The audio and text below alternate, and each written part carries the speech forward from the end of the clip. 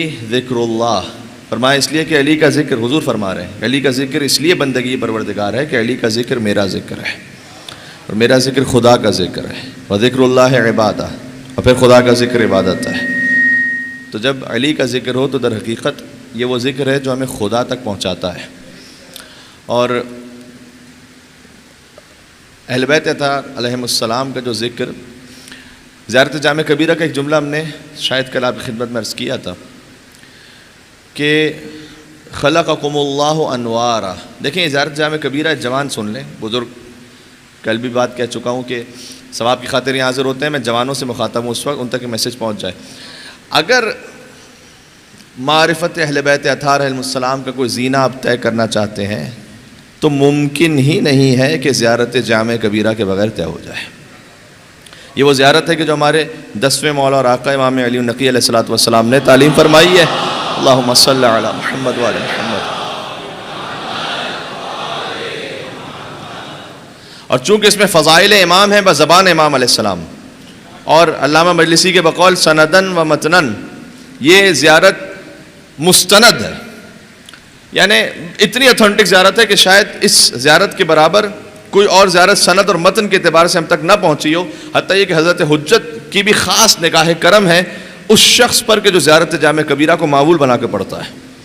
لہٰذا امام علیہ السلام کی واقعات میں بھی ملتا ہے، مفاتح الجنان میں بھی کہ حاج علی بغدادی کا واقعہ کہ جب رات کے وقت امام علیہ السلام مدد کو پہنچے تھے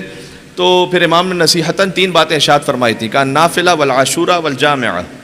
نافلہ شب کو یاد رکھنا یا نماز شب کو، زیارت عاشورہ کو روز پڑھنا اور زیارت جامع کبیرہ کو روز پڑھنا۔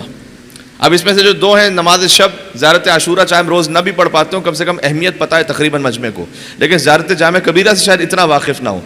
ضرور بضرور اپنے اوپر لازم کر لیں کہ زیارت جامع کبیرہ کم سے کم 1 مرتبہ اس کا ترجمہ پڑھیں۔ مفاتح الجنان میں بھی زیارت ہے، آپ کے موبائل ایپس میں مل جائے گی، انٹرنیٹ پہ بھی آپ کو مل جائے گی۔ زیارت جامع کبیرہ کے بغیر تصور ہی نہیں ہے کہ کوئی فضائل اور معرفت اہل بیت علیہ السلام کے زینوں کو طے کر سکے۔ یہ میں طالب علمانہ ذمہ داری سے آپ سے عرض کر رہا ہوں۔ اور پھر جب اس میں پڑھتے ہیں تو پھر بات کھلتی ہے،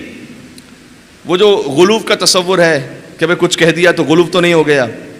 یہاں سے کچھ کہہ دیا تو تقصیر تو نہیں ہو گئی، یہ جو بڑے مسائل آپ چل رہے ہیں،